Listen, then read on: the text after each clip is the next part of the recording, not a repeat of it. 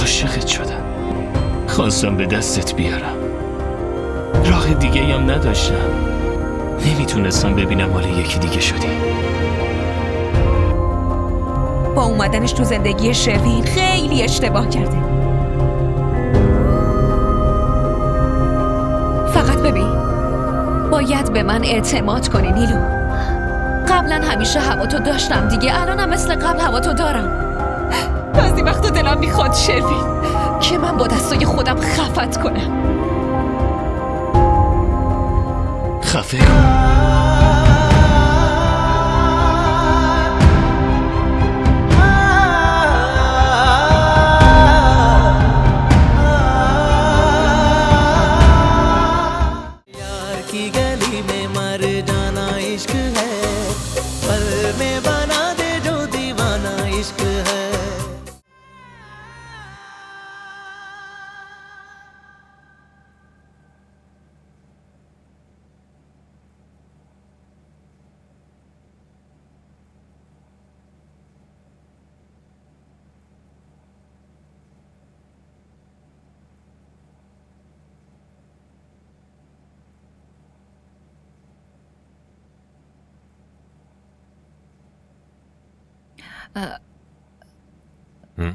من میخوام یه حرف مهمی بهت بزنم. خب بگو. ببین نصیر، نیلو دلش به خاطر شروین شکسته، ولی ما نمیتونیم فقط به فکر نیلو باشیم و زندگی نیروانا رو نابود کنیم. برای چی لقمه رو دور دهنت میچرخونی؟ درست بگو ببینم چی میخوای بگی. میخوام اینو بگم که به خاطر اشتباه شروین دل نیلو شکسته، ولی برای چی ما داریم با لجبازی دل نیروانا رو میشکنیم؟ آخه رضا و نیروانا چه تقصیری دارن؟ برای چی اونا دارن تنبیه میشن؟ یعنی میخوای بگی یه دخترمو بدم به خانواده‌ای که دل اون یکی دخترمو شکوندن، درسته؟ اگه ما نیروانا رو بدیم به رضا، باید با اون خانواده رفت و آمد کنیم. بعد اون یکی دخترت که بره تو اون خونه چه حسی داره؟ بهش فکر کردی؟ خواهرم گفته همه چی رو درست میکنه. از دست تو خواهرت. اون میخواد چیا درست کنه؟ اصلا چی برای درست کردن مونده؟ با اینکه اینقدر بهت تاکید کردم باز هم با اون خانواده رابطه داری. رابطه داشتن چه مشکلی داره؟ خواهرم داشت زنگ میزد، منم مجبور شدم جوابشو بدم. من نمیتونم عین تو اینقدر سختگیر باشم. خواهر بزرگمه، مثل مادرمه. پس خودت میدونی خواهر بزرگت که جای مادرته، بذارش روی سرت. ولی من نمیتونم دخترمو اذیت کنم.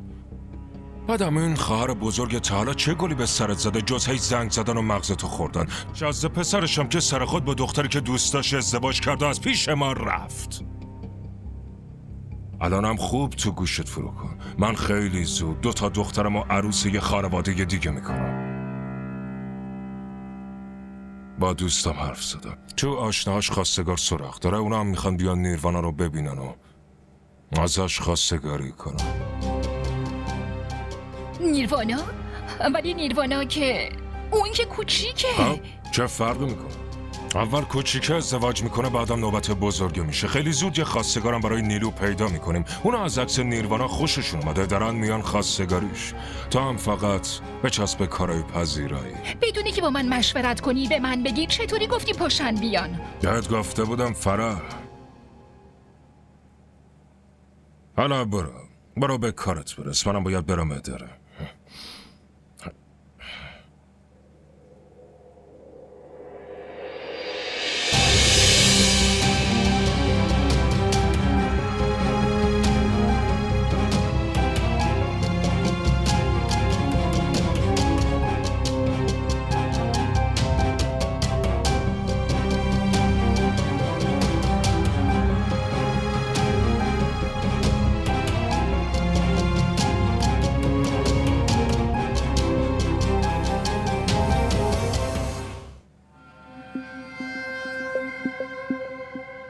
ازدواج با یکی به جز رضا برام معنی نداره.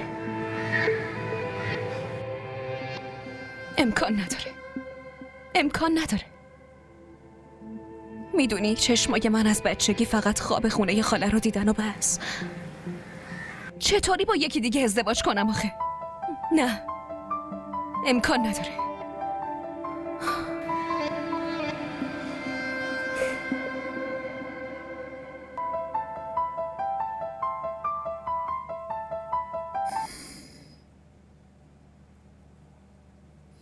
چی شد که یهو یاد نامزد الکیت افتادی؟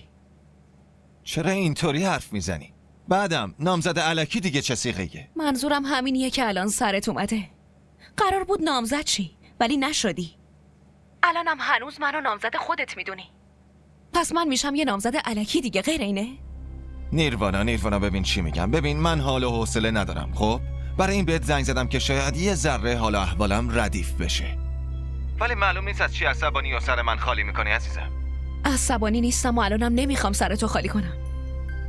میخوای حالت خوش شه؟ آره؟ الان یه خبر توپ بهت میدم. چه عجب. بگو چه خبر شده؟ آشناهای بابام یه خواستگار معرفی کردن. اونا هم فردا میان منو ببینن. یعنی چی؟ مگه خرگازت گرفته؟ واقعا یه خرگازم گرفته. برای همین هرچه سریعتر هر کاری از دستت برمیاد بکن و به خاله جان بگو بابامو راضی کنه. اگه این ازدواج جور شه رضا، خیلی واسمون بد میشه. خیلی بد.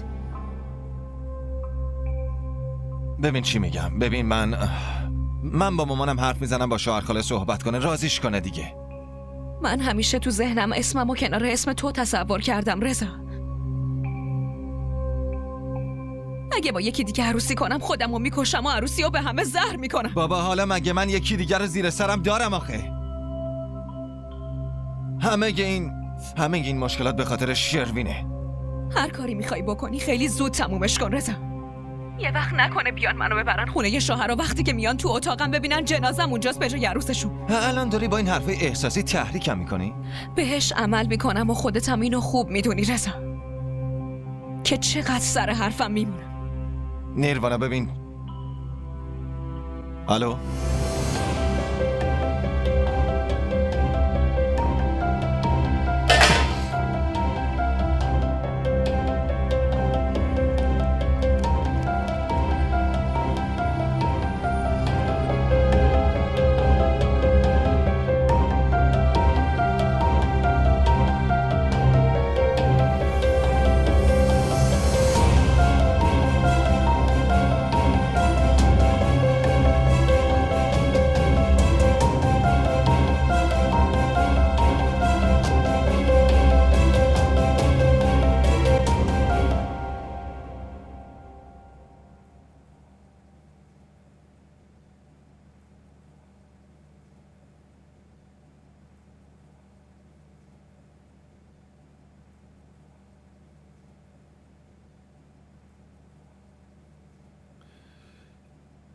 میدونم که الان وقت مناسبی برای حرف زدن نیست، ولی یه چیزی شده که مجبور شدم مزاحمت بشم.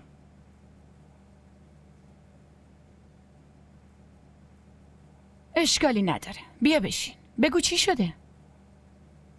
مامان من اینو نمیفهمم که آخه باید چی کار کنم؟ چی به سرم اومده؟ بعدم تا کی ادامه داره؟ چی شده؟ حرفتو واضح بگو. نیروانا زنگ زد. داشت گریه میکرد. شوهرخاله یه خواستگار داره که دخترشو بهش نشون بدن. حالا آقا نصیر برای چی اینقدر عجله میکنه؟ قضیه عجله داشتن و نداشتن نیست مامان. فقط شما اینو به من بگو که چی کار کنم. برای اینکه من نمیتونم اونو با یکی دیگه ببینم دارم میگم. حالا الانم که عروسیش نیست، الان فقط دارن میان خونشون ببیننش دیگه. آفرین مامان. فکر میکردم اگه شما هم این خبر رو بشنوی مثل من دست و پات میلرزه. ولی این خونسردی تو که میبینم میدونی چه فکری میکنم؟ حس میکنم انگار اصلا دوست داری با یکی دیگه ازدواج کنه. برای چی دوست داشته باشم رضا؟ همین که گفتی تعجب کردم که داره برای نیروانا خواستگار میاد. شما اینجا بشین و تعجب کن و اونجا بیان ببرنش. همچین خبرایی نیست. برای اینکه وقتی بخوام یه کاری رو انجام بدم تا انجامش ندم آروم نمیگیرم.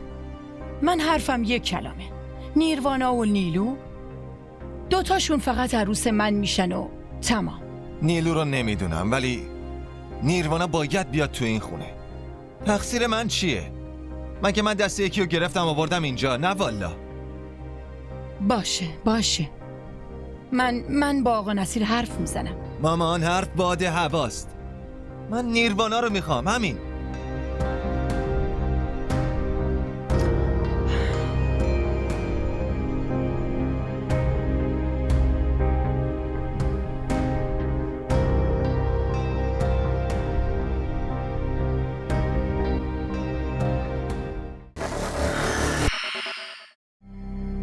اینجا چی کار میکنی؟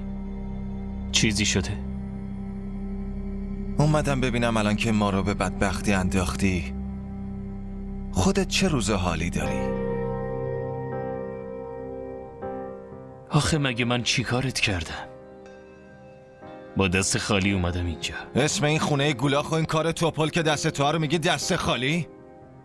یعنی دست خالیت اینه؟ این ننه من غریبم بازی رو جلوی کی دیگه در بیار شروین، باشه؟ همه رو خودم به دست آوردم. عجب. این همه سال که کار بابا دستت بوده چطوری یه دفعه شد مال خودت؟ بگو ببینم چجوری شده؟ واسه چی اومدی؟ اومدم بگم این دختری که برداشتی آوردی اینجا. مؤدب حرف بزن.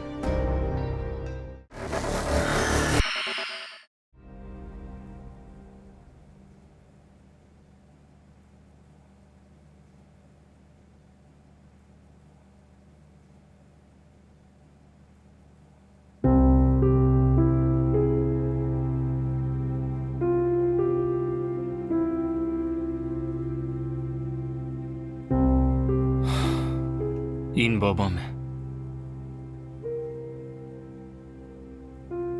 8 سال پیش توی تصادف فوت شد. این رفتن یهویی پدرم واسه هممون خیلی سنگین بود، ولی واسه من سنگین تر، چون خیلی به بابام وابسته بودم. بابام که یه دفعه رفت، دانشجو بودم و فهمیدم که باید به بیزینس اونم برسم. خیلی از کاراش رو زمین مونده بود، اونا رو هم باید انجام میدادم.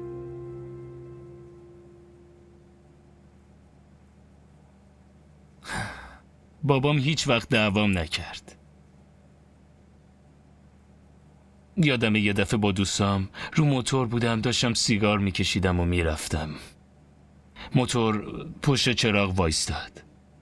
من یه دفعه با بابام چشم تو چشم شدم و چراغ سبز شد. بابام دید دارم سیگار میکشم، ولی هیچی نگفت. ساکت و آروم رفت.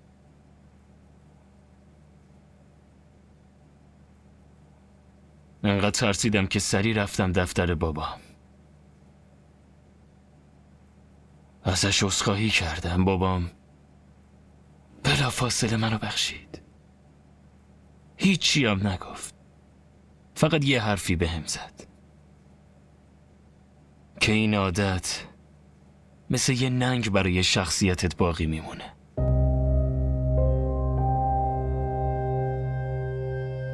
بهم گفت که این دود باعث میشه آدم خوب و از بد و نتونه تشخیص بده. بهم میگفت که من خیلی خاصم، با همه فرق دارم. اصلا دوست داشت ببینه با بقیه فرق دارم.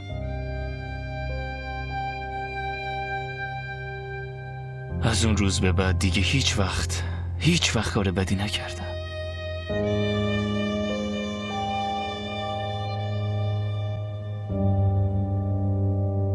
به جز این کار.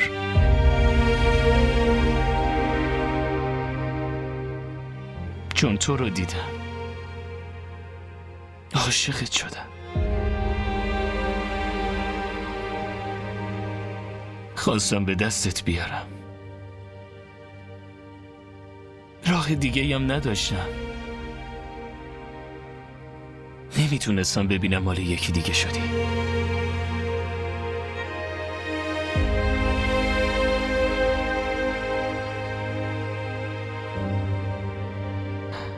اگه الان بابام زنده بود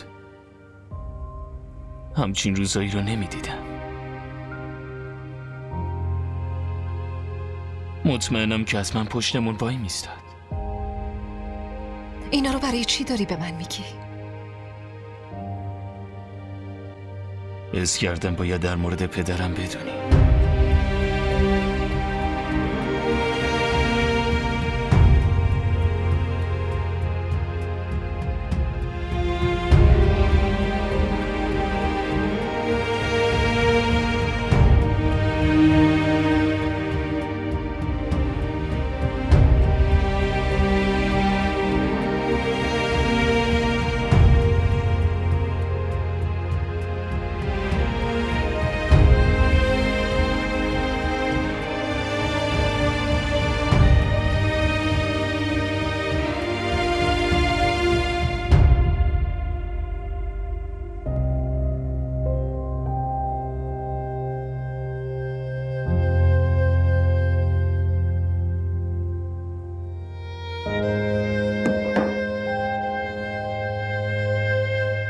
نصیر، میدونم که از اینجا اومدنم خوشت نیومده، ولی با کارایی که تو داری میکنی صلاح نیست که ساکت باشم و بشینم.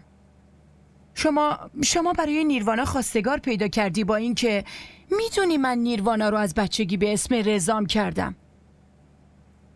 خواب کرده باشه، ولی خودت که دیدی چی شد. نمیتونی چیزی بهم بگی.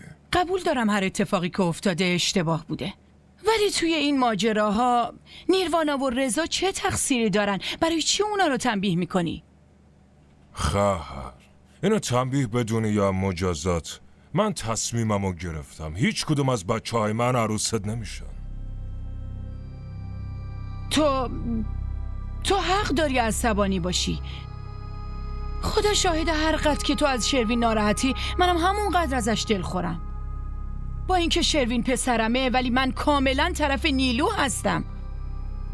چیزی که خواهرم داره میگه رو من چند بار بهت گفتم نصیر. تو این قضایا آخه تقصیر نیروانا و رضا چیه؟ تقصیر هر کی که باشه، دخترای من اذیت شدن. پسرای ایشون چه فرقی براشون داره؟ اونا که میرن برای خودشونو یه دختر دیگه میگیرن. تو کاملا داری درست میگی. شروین براش اهمیتی نداره، ولی شما ببین من چی دارم میگم. من هر چی بگم بهش عمل میکنم. دخترای من بی کس و کار نیستن که بیارم و دو دستی تقدیمشون کنم و پسرای شما پسشون بزنن. فردا دارن میان خواستگاری نیروانا. انشالله هم جور میشه. خدا بخواد یه خواستگار خوبم برای نیلو پیدا میشه و اگرم نشه بچه هم سربارم نیست. اتفاقایی که افتاده جالب نبوده، ولی نمیشه به خاطر یه نفر همه رو تنبیه کرد. قبول دارم که داری یه خواستگار خوب برای نیروانا انتخاب میکنی، ولی همچین ازدواجی چه فایده‌ای داره که دختر خودش رغبتی بهش نداره؟ وقتی دختر راضی نباشه همچین ازدواجی چه فایده‌ای داره؟ اونقدر لج نکن نصیر. تو اجازه بده وصلت نیروانا و رضای من سر بگیره. من سعی میکنم زود عروسی نیروانا رو بگیرم و ببرمش.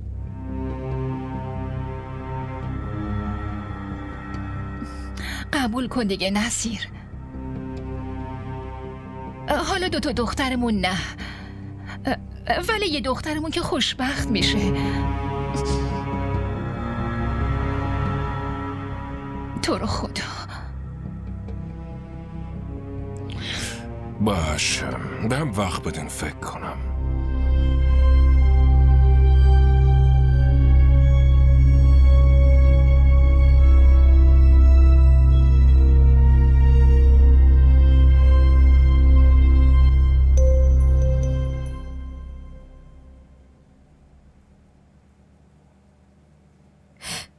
کل روز خونه نیستی و میذاری میری بیرون.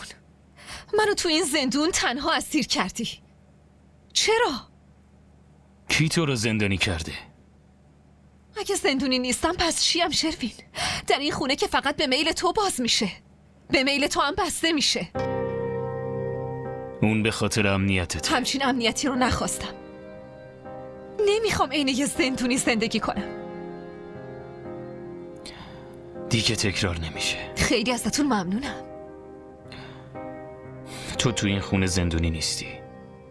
هر جایی بخوای میتونی بری. نمیخواد انقدر لطف کنی، چون یه وقت دیدی فرار کردم. فرار نمی کنی. تو از اون فراریا نیستی. خوب میشناسمت. آره درست گفتی. اصلا فرار کنم کجا برم؟ خانوادمو که بدجوری با هم دشمن کردی. بعد از کاری که با زندگیم کردیم اصلا اینجور حرفا بهت نمیاد. من نمیخواستم زندگیت خراب بشه.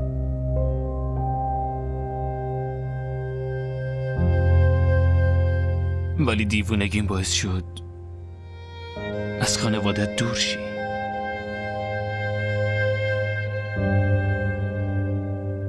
دارم همه سعیمو میکنم که دوباره دلشونو برات به دست بیارم.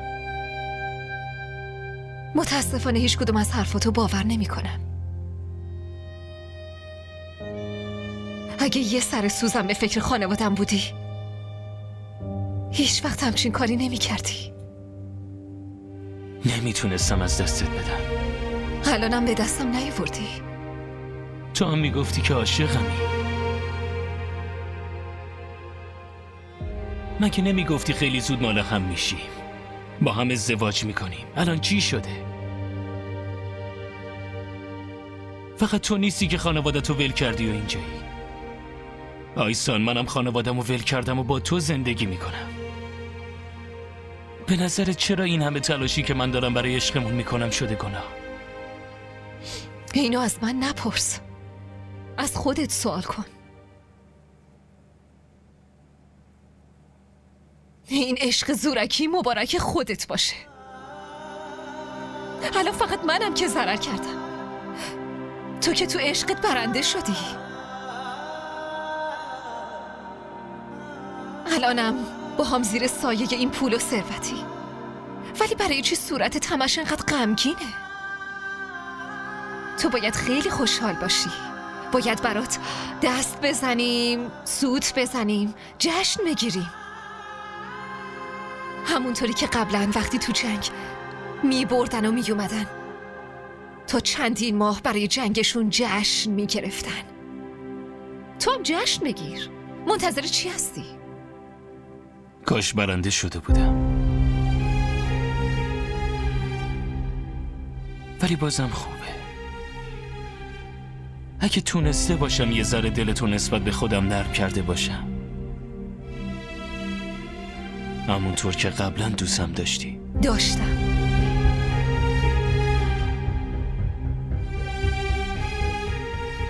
الان دیگه اصلا ندارم. बस में ना हो जो कर जाना इश्क है, बस में ना हो जो कर जाना इश्क है, जाके उधर से लौट आना इश्क है, यार की गली में मर जाना इश्क है, पल में बना दे जो दीवाना इश्क है, यार की गली में मर जाना इश्क है, पल में बना दे जो दीवाना इश्क है, यार की गली में मर जाना इश्क है, पल में बना दे जो दीवाना इश्क है, यार की गली में मर जाना इश्क है, पल में बना दे जो दीवाना इश्क है.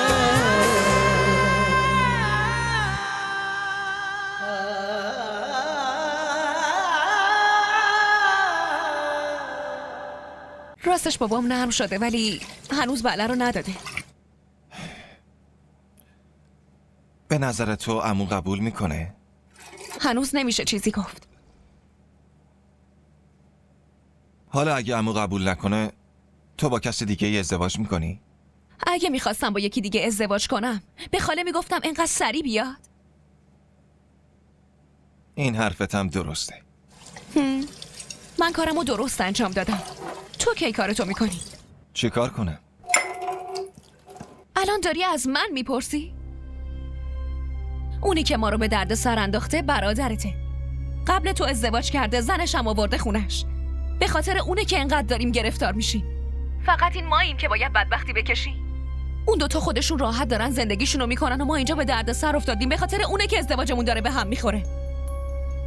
بهت گفته باشم رضا، اگه بابام قبول نکنه اون وقت اون روی منو میبینی. منم امکان نداره به این راحتی ها ولشون کنم. حواسم پیش توئه که چند وقته به حال خودشون ولشون کردم. نشونشون میدم.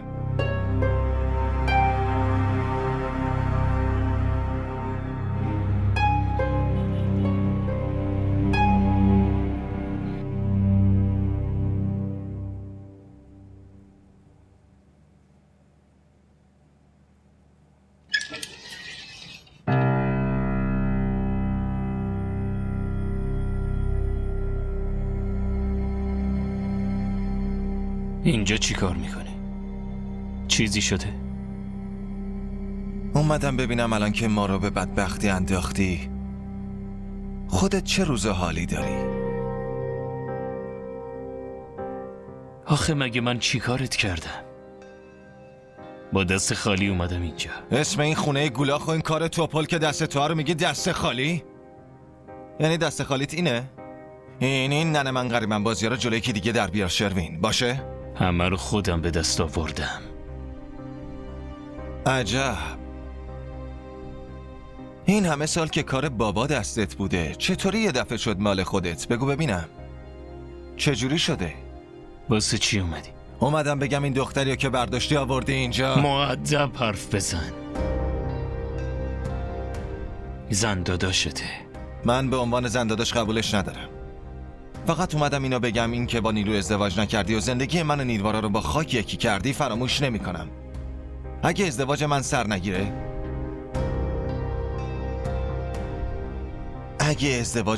نگیره نمیذارم یه آب خوش از گلت پایین بره. چی کار میکنی؟ هر روز میام اینجا آبروتو میبرم، داد و بیداد میکنم و به همه میگم که اینا ببینید که خودخواه‌ترین برادر دنیاست که به خاطر زندگی خودش زندگی خانواده‌شو رو به آتیش کشیده. آها باش، میتونی نمایشتو بازی کنی، ولی اگه فکر کردی این کارت کوچکترین اهمیتی برام داره بدون کاملا اشتباه کردی. میمونه قضیه نابودی زندگیت. اونطوری که من دختر خاله رو پس زدم، اگه یه ذره عزت نفس داشتن خودشون عقب میکشیدن، ولی اینطوری نشد. از اینجا برو. این که یه روز انقدر خودخواه بشی و تو خوابم هم نمیتونستم ببینم. خانواده، نسبت خونی و همه رو به خاک سیاه نشوندی و داری سخنرانی میکنی. اگه تصمیمات من باعث میشه خانوادم به خاک سیاه بشینن، دارم میگم هیچ نسبتی با همچین خانواده‌ای ندارم.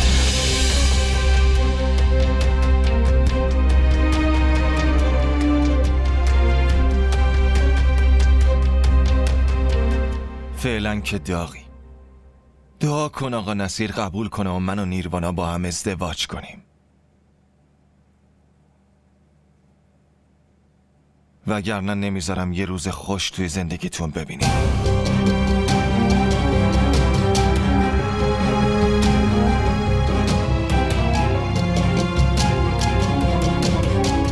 این چه روزگاریه که به سرم آوردی؟ همینو میخواستی نه؟ که یه بار خانواده تو بیان و منو کوچیک کنن و یه بارم خانواده خودم بیان دعوا کنن. چه ربطی به کوچیک شدن پس تو داره؟ برادری داشت چی کار میکرد؟ چه گلی به سرت زد؟ چی کار کرد؟ اون احساسیه، خودش نمیتونه تصمیم بگیره، واسه همین میخواد به بقیه فکر کنه و اگه کسی نباشه الکی تهمت میزنه. چیز خاصی نیست، باش حرف میزنم. این برای تو چیز خاصی نیست، ولی برای من خیلی مسئله بزرگی شده. باشه تو قصه نخور، خودم درستش میکنم. با من دعوا میکنن، به تو که کاری نداره. چی میخوای بهش بگی؟ قبول میکنه که همه چی گردن خودته؟ هیچ کس باور نمیکنه با کاری که تو کردی. این منم که باید یه امتنک بشنوم. بعضی وقتا دلم میخواد شروین که من با دستای خودم خفت کنم. خفه کن.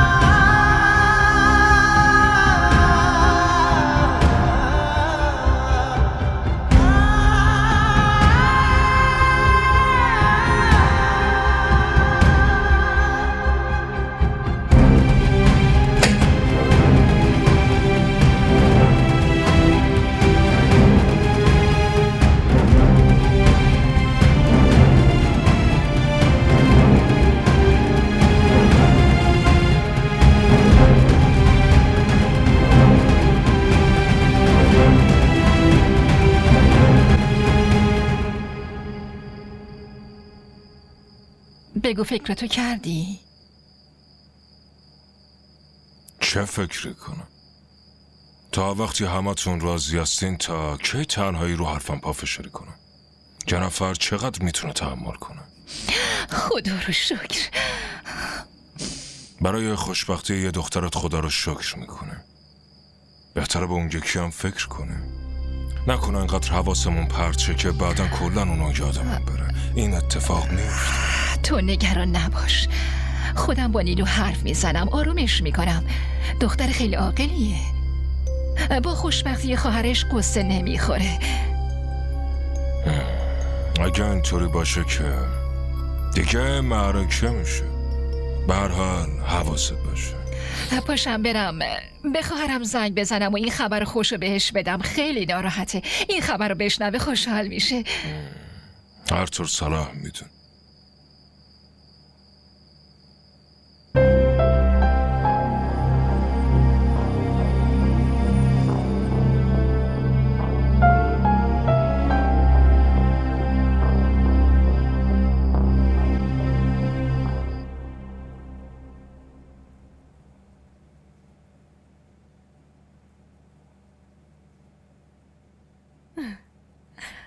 انگار تو هم خیلی خوشحالی. بایدم خوشحال باشم نیلو. بابا قبول کرده من و رضا ازدواج کنی. نمیدونی از وقتی اینو شنیدم چقدر آرامش گرفتم.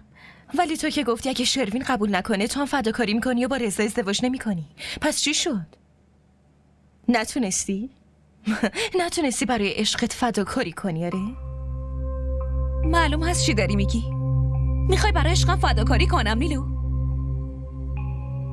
به من نگاه کن نیلو. با تو هم به من نگاه کن نیلو. تو فکر کردی من یادم رفته چقدر کوچیکت کرد؟ اصلا نیلو. پس الان چه خبره؟ برای چی اینقدر شور اشتیاق داری؟ شروین با یکی دیگه عروسی کرد و تمام انگار یادت رفته. آره؟ نیلو تو فکر کردی من خودم رو کشیدم کنار و یادم رفته که چقدر بهمون بی احترامی شده و همینجوری ساکت موندم؟ کاری که شروین کرده و مسببش. شروین از دستمون رفته نیلو. منم نمیخوام که رضا هم همینجوری از دستمون بره. برای همین مجبور شدم جلو بابا دهنمو باز کنم.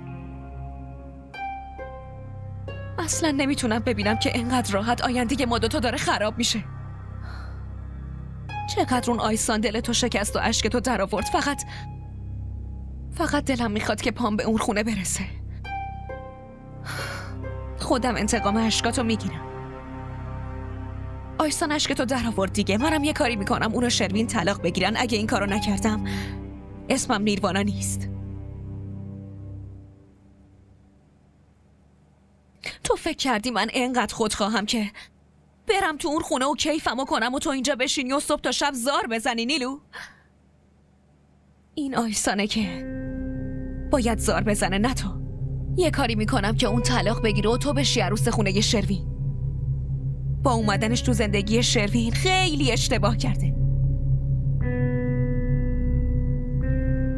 فقط ببین باید به من اعتماد کنی نیلو. قبلا همیشه هواتو داشتم دیگه. الانم مثل قبل هواتو دارم.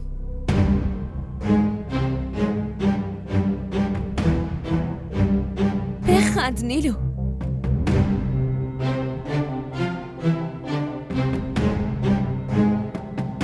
نیلو